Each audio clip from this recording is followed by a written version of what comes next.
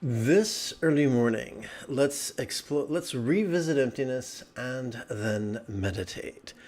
This is Lama Jigme Gyatso of the Buddha Joy Meditation School, desperately searching for a clue with both hands. Welcome to the Buddha Joy Meditation School. This is the Lama you are looking for. This morning, we could we could contemplate and meditate and enjoy a lesson or two. But first, if you love Star Wars and you wish to meditate as profoundly as Ahsoka Tano on Lothal, be sure to subscribe and ring that notification bell.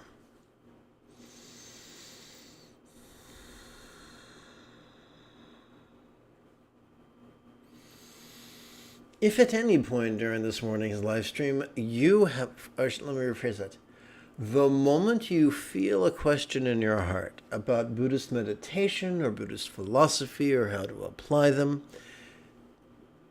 enthusiastically type your question in great detail in the chat window on the right-hand side of the screen.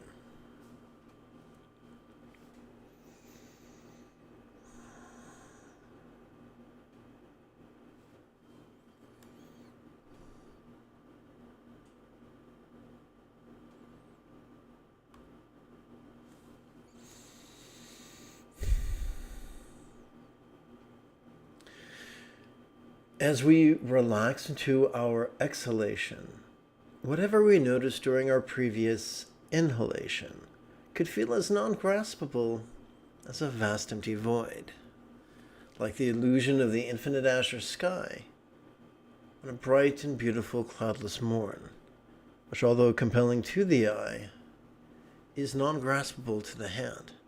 And there you have it. Emptiness demystified. Now, there are many people who obfuscate the definition of emptiness. The majority of the people do it purely out of lazy-mindedness and superstition. But the minority do it just out of spite, because they want to be elitist, because they want to make you feel bad, because they want to manipulate you. Any organization whose modus operandi is coercion, they are walking the path of either being a cult or becoming a cult. So steer clear, my friends. I look forward to meditating with you and contemplating it with you, but I'd like to take one moment to remind you that in the Tibetan tradition, neither nuns, nor monks, nor yogis, nor lamas are supported by monasteries, but rather by the donations, small or large, from friends or relatives or students.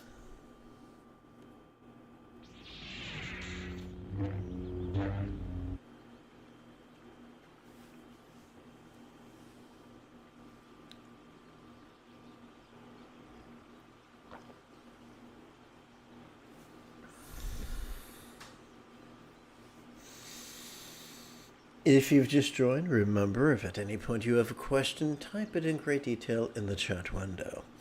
Welcome to my adaptation of the Anapanasati and Metta Suttas that I describe as secular meditations of loving kindness, true knowledge, and liberation. So true knowledge may sound highfalutin, but that's simply a translation of one of the terms found in one of the above texts. Please forgive me if I just blew out your speakers. We're going to begin by bringing the four bases of mindfulness into the path of loving kindness. One might call this Metta Satipatthana. May we lovingly wish that all circumstances of all beings now enjoy supremely good fortune in the most sustainable way. Now I'm going to change the words. I'm going to remove the underline from circumstance and move it to all beings. For some reason, it just works better. We're using the word boon. So let's try this again. May we lovingly wish that all circumstances of all beings now enjoy supremely good fortune in the most sustainable way. Now, we're not working magic. We're not trying to be Gandalf the Grey. We are using words to guide our intention, to strengthen the neural pathways responsible for such things. Consider this a spiritual workout. Now, if I was very clever, I would set my meditation timer right now.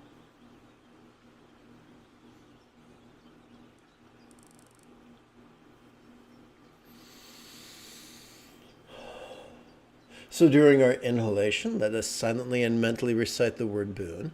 And during our exhalation, let us silently and mentally recite the word all.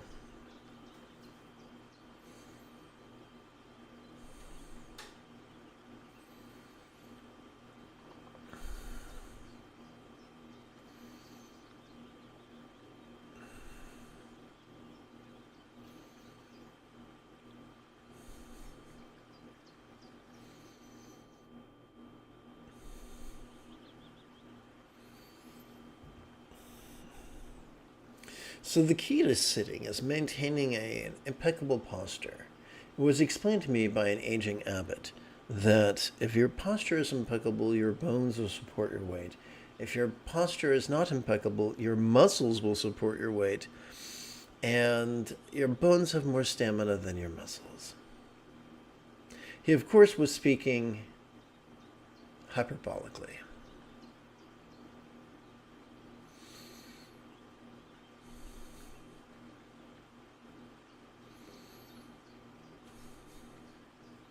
In the cultures wherein we were raised, cultures that laud pettiness and selfishness and spite, to wish others well is delightfully subversive.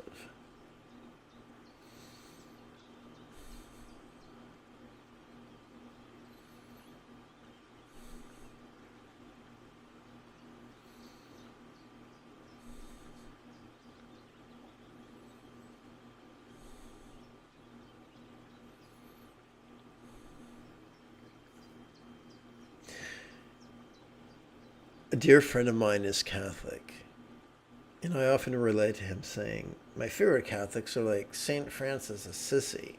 Sadly, some are like Thomas de Torquemada of the Spanish Inquisition, who tortured to death many of my ancestors.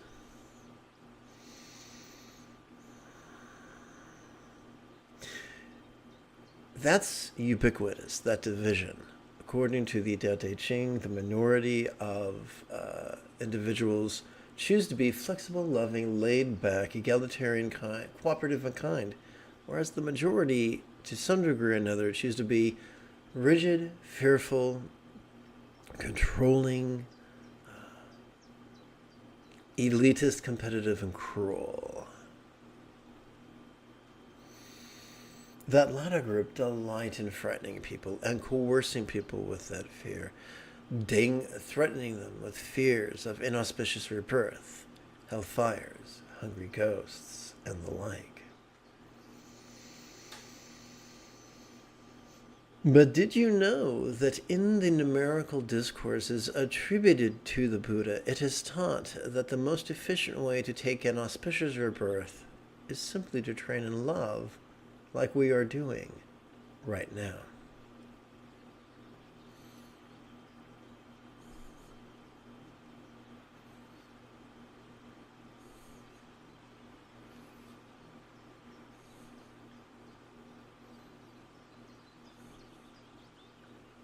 Train in love once every 12 hours, and it will have a delightful effect in every corner of your life. Let us lovingly wish that all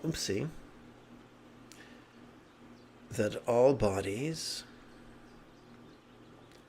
of all beings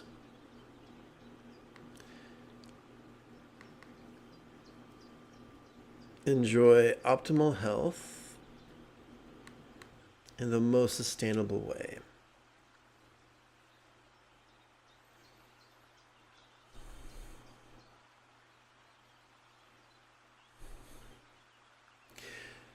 Just as an artist might load his brush, the bristles of his brush by paint on his palette before stroking that brush across his canvas. Likewise, we load up our intention with the noun health,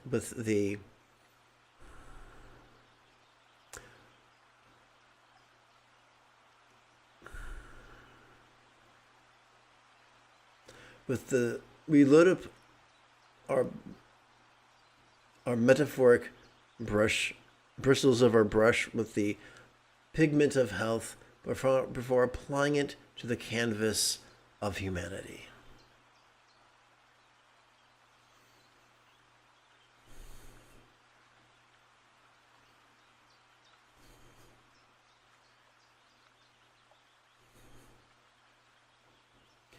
Our preference for the beautiful predates the advent of Madison Avenue.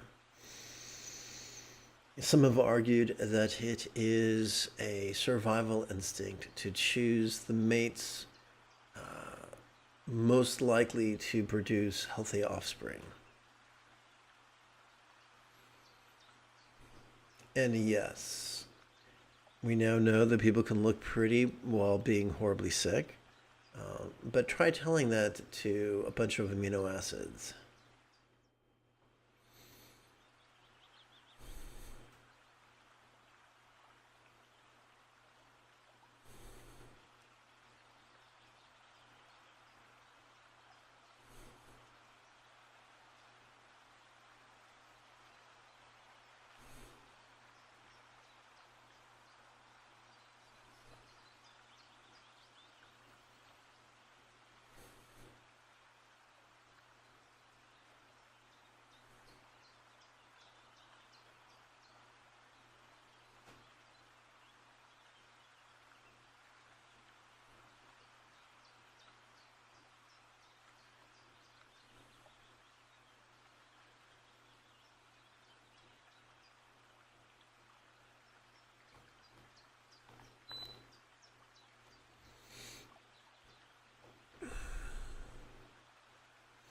May we lovingly wish that each being's experience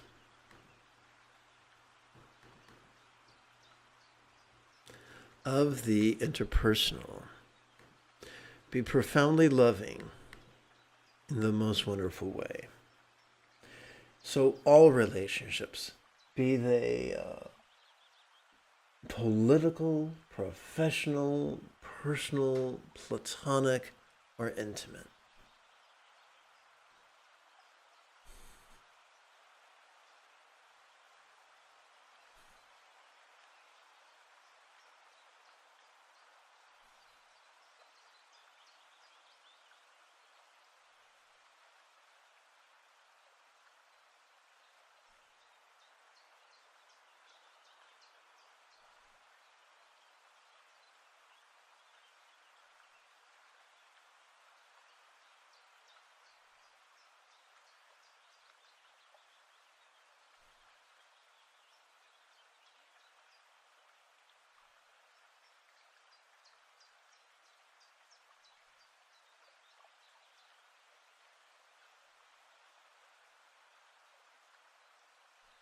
now, it's crucial that we be honest with ourselves, that we be vulnerable. Don't make the mistake that I made in my youth. In my youth, I was told bad people hate. Therefore, don't be hateful. And I didn't understand that there's a difference between what we emote and what we intend. And that we control what we intend simply by playing with words. But if we try to control what we emote, we will wreak more havoc than we prevent. Rate neurosis comes from lying to ourselves about what we feel, or repressing what we feel, or forcing ourselves to feel something. I feel it very, very tragic when well-intentioned parents involved in religion from the fundamentalist worldview try to scold their children for feeling certain things.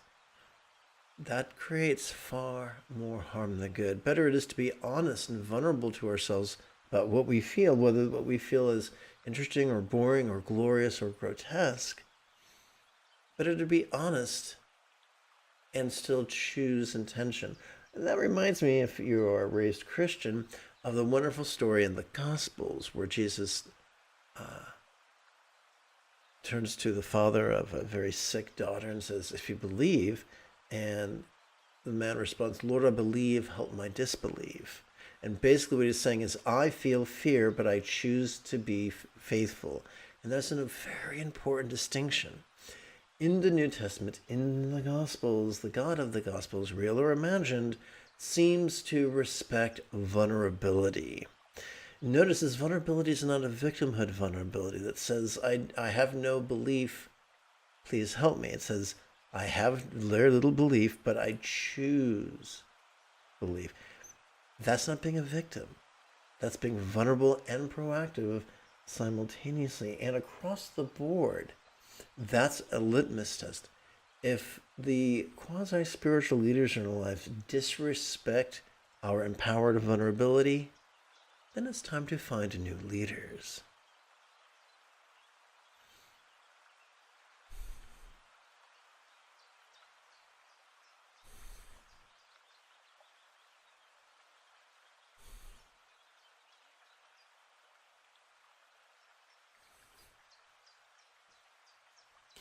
May we lovingly wish that each mind of each being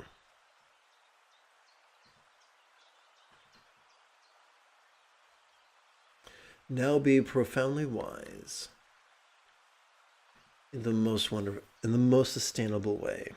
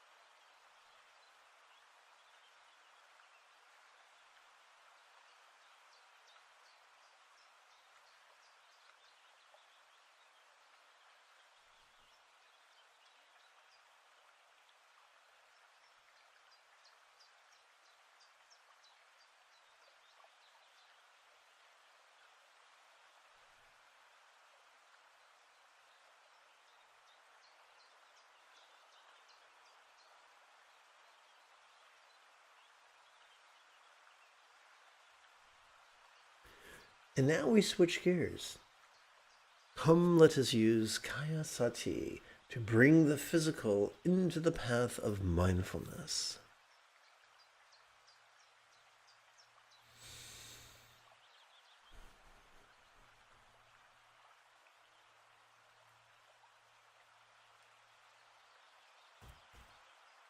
May our chest savor relaxingly long, gentle exhalations in the most sustainable way.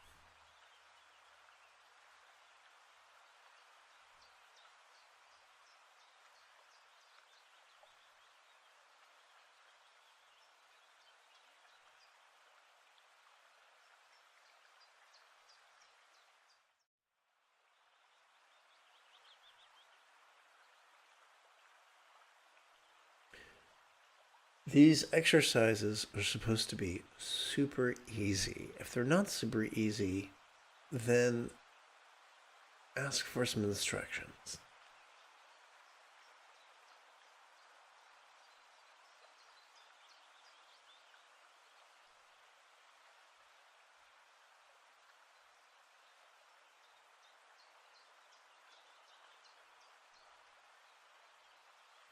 May our chest enjoy invigoratingly sharp inhalations in the most wonderful way.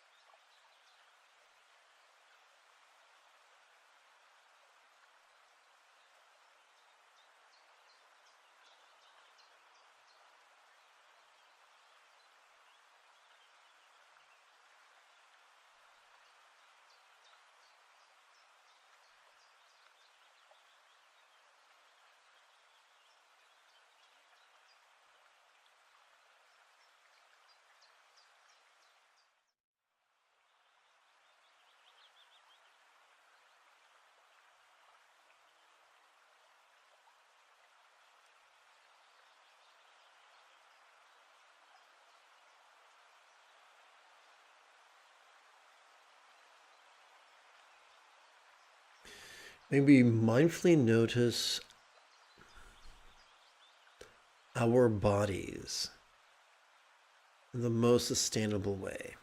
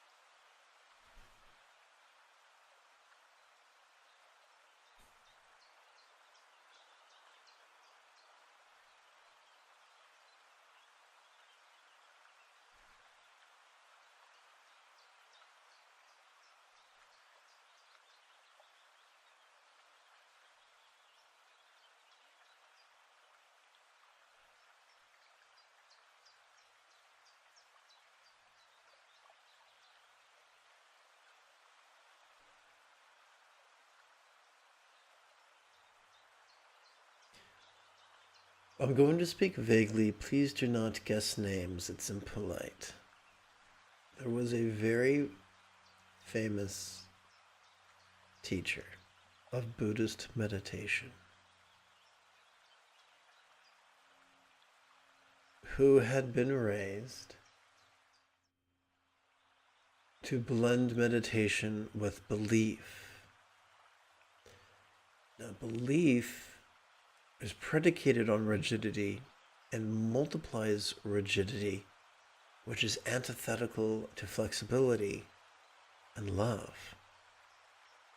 So because he practiced the teachings and taught the teachings through the lens of the rigidity of faith, he would tell people to believe certain things. He would write meditations in a way that demanded the contrivance of belief rather than simply worked with perception, spontaneous and effortless and vulnerable. I lived at his monastery. I went there hoping to meet people who were more advanced on the path than myself, or more wise and more loving than myself. And instead I was subjected to people who were rigid and superstitious and cruel.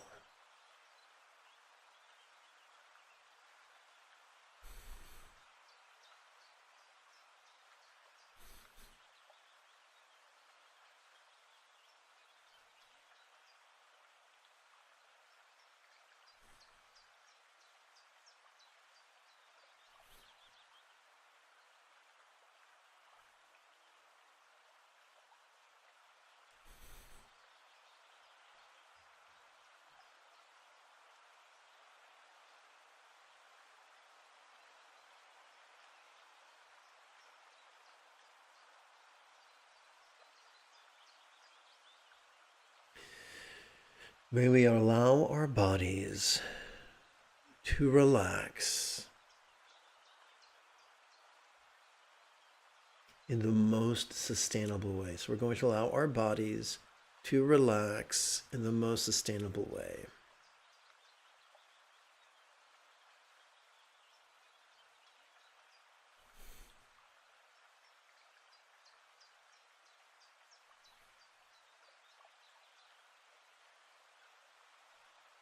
If, like me, you too are subject to involuntary muscle spasms, then it might feel like everything in your body is relaxing other than the spasm. And forgive me if I sound like Stuart Smalley, but that's okay. That's part of the path.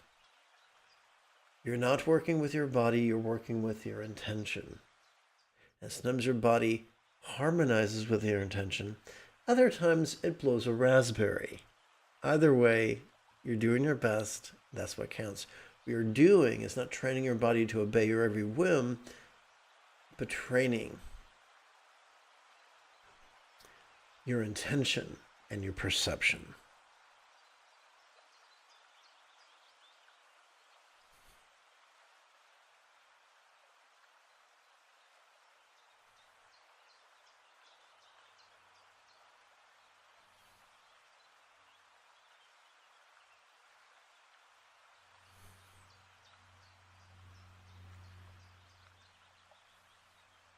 If you have just tuned in and you find this remotely confusing, either A, type your question in the chat window, or B, slide your indicator bar all the way over to the left and begin at the beginning of the live stream.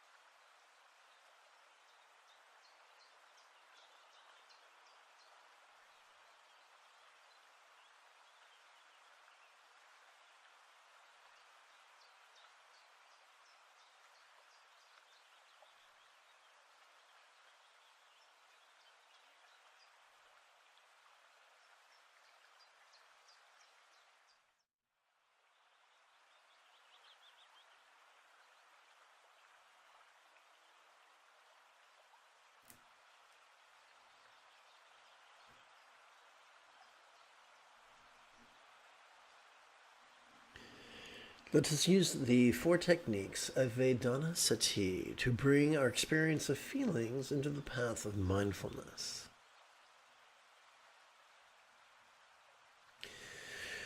May we savor the first jhana's blissful joy that flows from gently grinning with the corners of our mouth, the apples of our cheeks, and the crow's feet of our eyes towards our body of flesh, blood, and bone.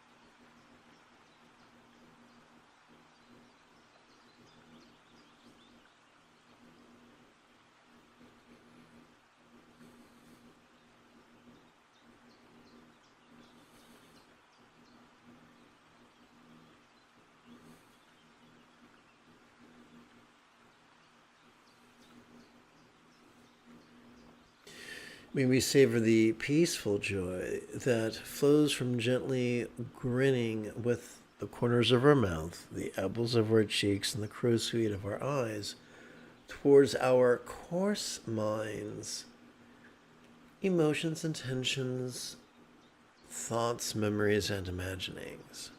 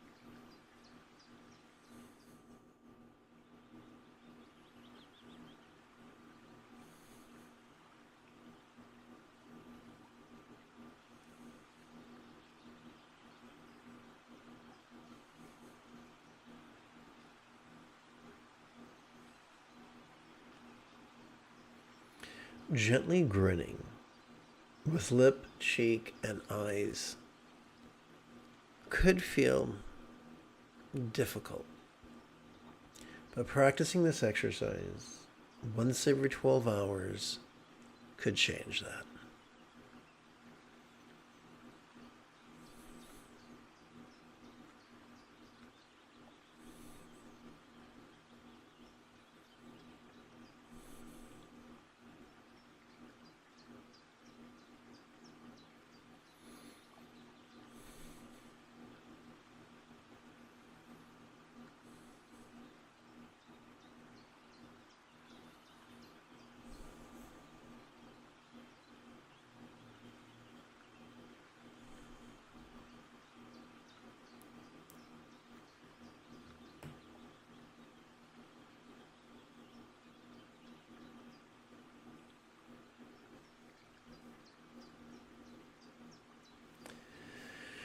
May we savor the third jhana's contentment by noticing our coarse minds, emotions, intentions, thoughts, memories, and imaginings in the most sustainable way.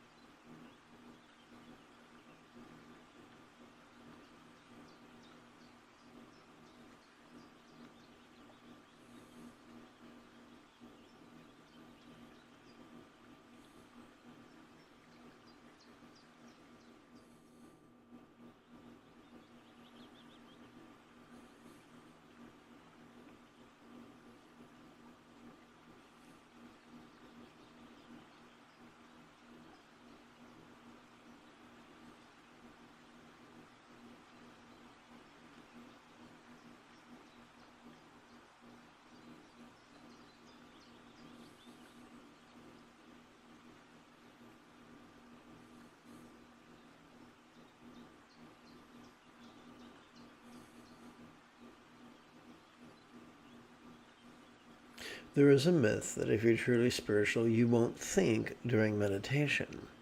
But this exercise dispels that myth, showing us that not only is it permissible to think, it's our job to notice those thoughts, but to notice those thoughts in a manner that is vulnerable and passive and visceral and random. But to notice them nonetheless. Beware of teachers who who teach you to repress your perceptions. They do far, far more harm than good.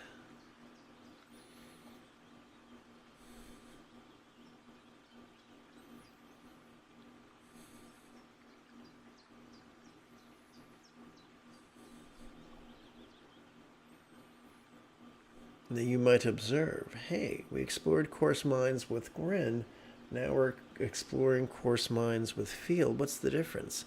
It's a degree of vulnerability. There's more vulnerability in this exercise than the previous one.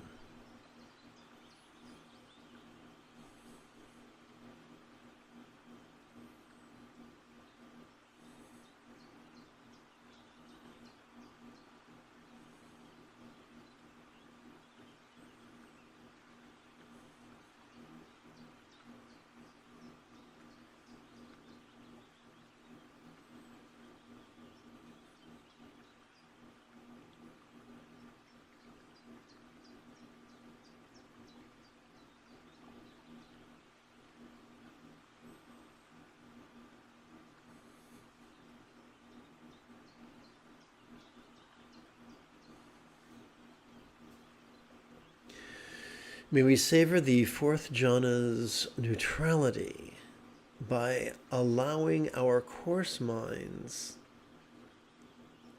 emotions, intentions, thoughts, memories, and imaginings to relax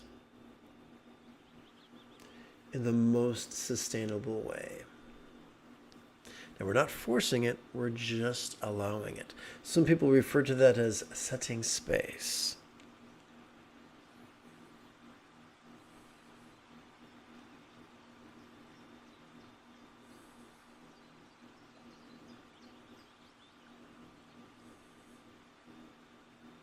So we are using the word calm here as a verb.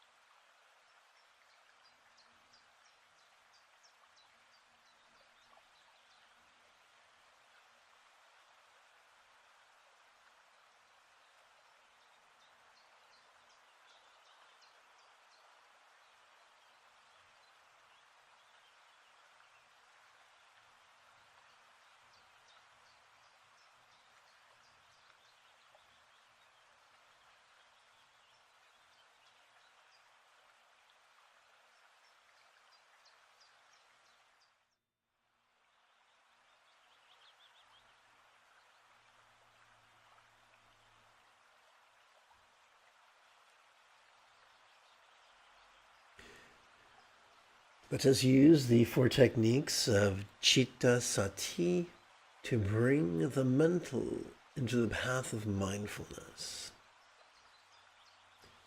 May we savor the fifth jhana's sphere of infinite spaciousness by noticing our fine minds, sights, sounds, sensations, flavors, scents, and the like, in the most sustainable way.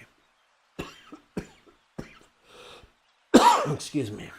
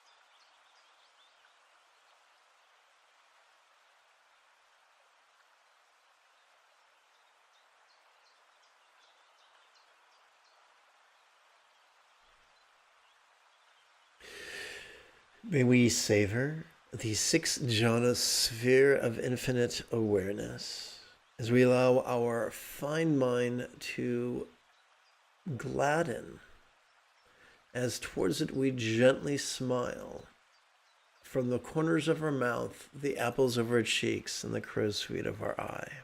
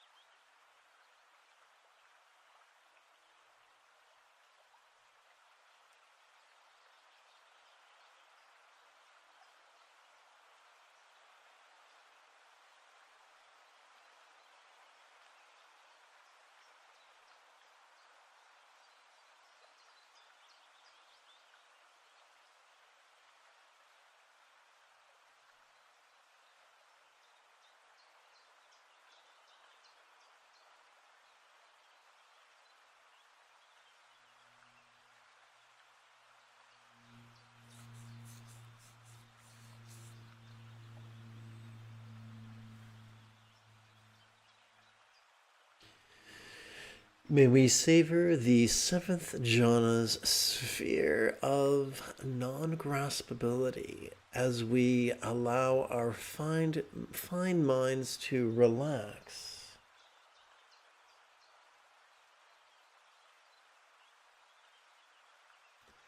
in the most sustainable way.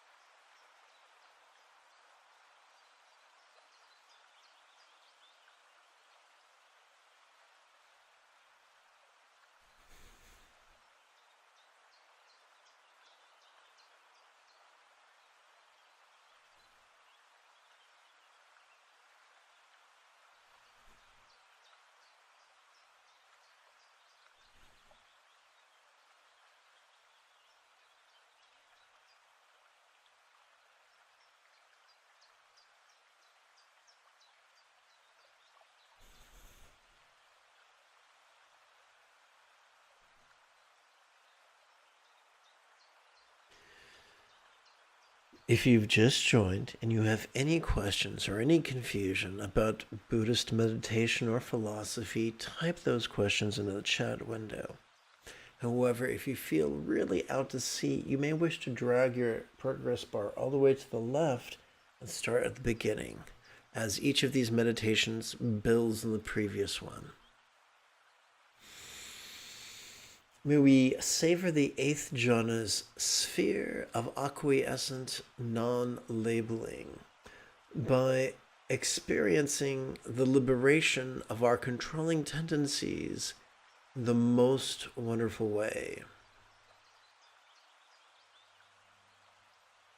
So we're using the word free here as a verb. What are you doing with the dove? I'm freeing the dove.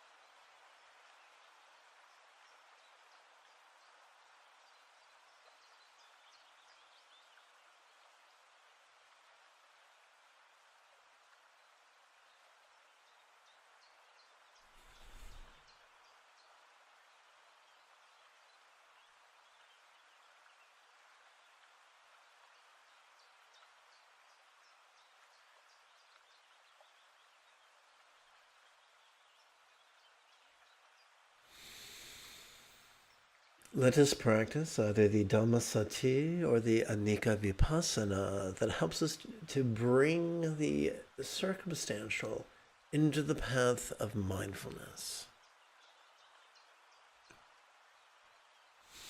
When we contemplate course and permanence in the most sustainable way. You can think of these contemplations as rhetorical questions.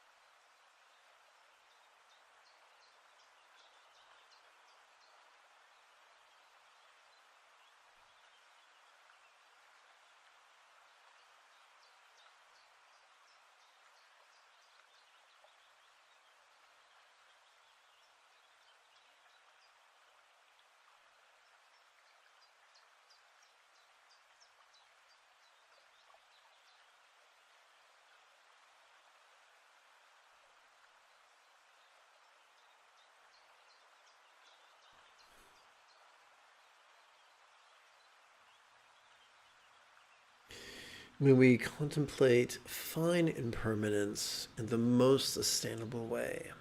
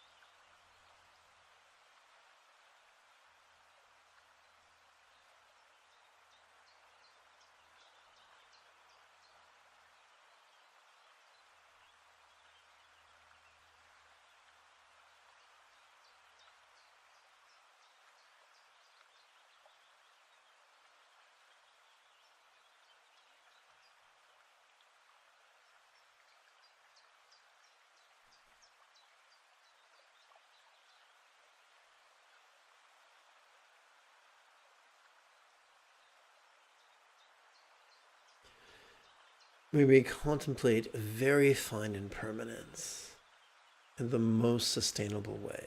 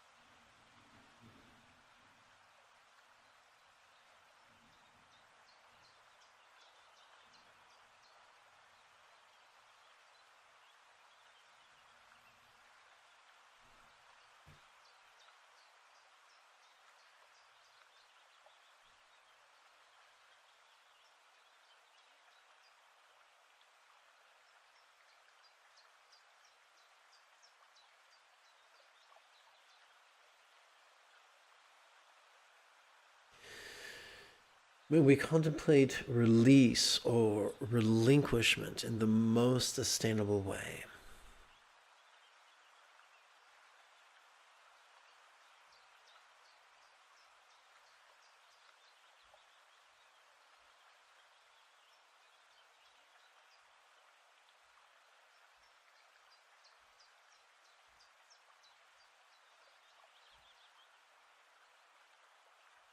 So loose here is a verb. It refers to archery, to releasing an arrow.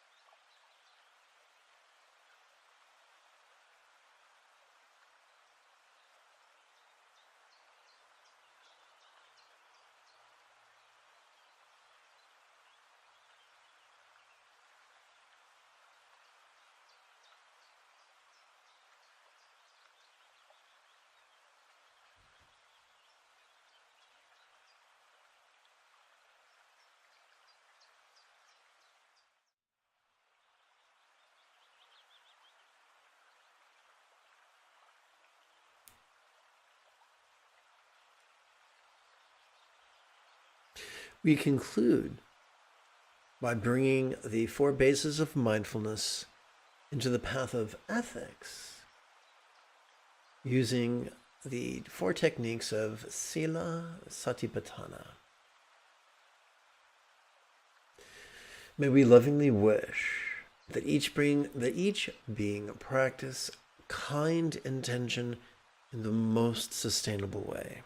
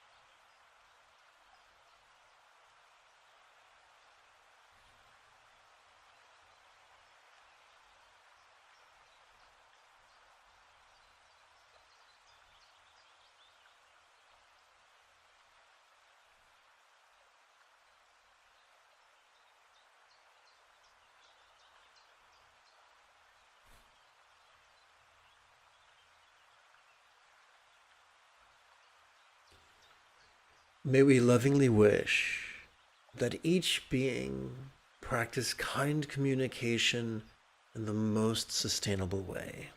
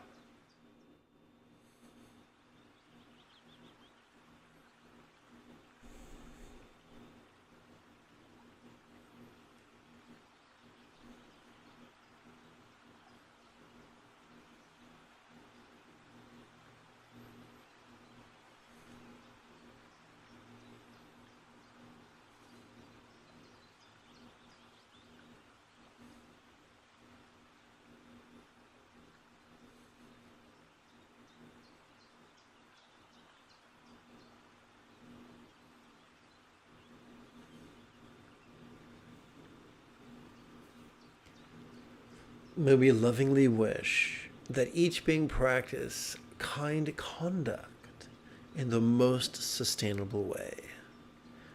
So conduct is what you do with your body.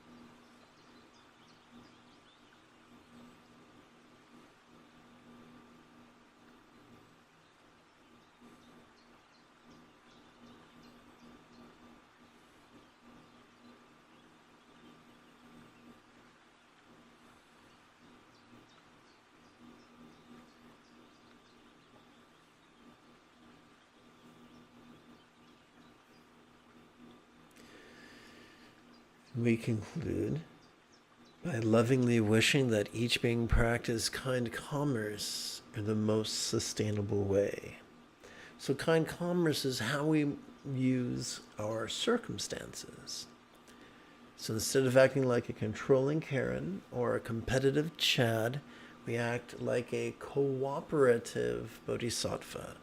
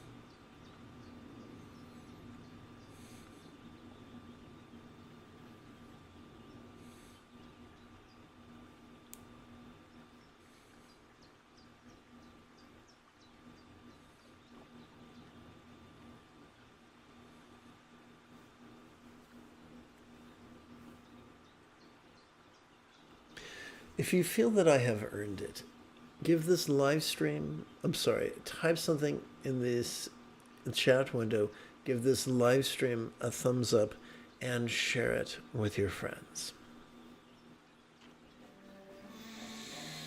In approximately 2.75 hours, I would very much like to return to lead today's mid-morning meditation. Until then, may you and yours be happy and healthy, and if you are as geeky as me, this is the way.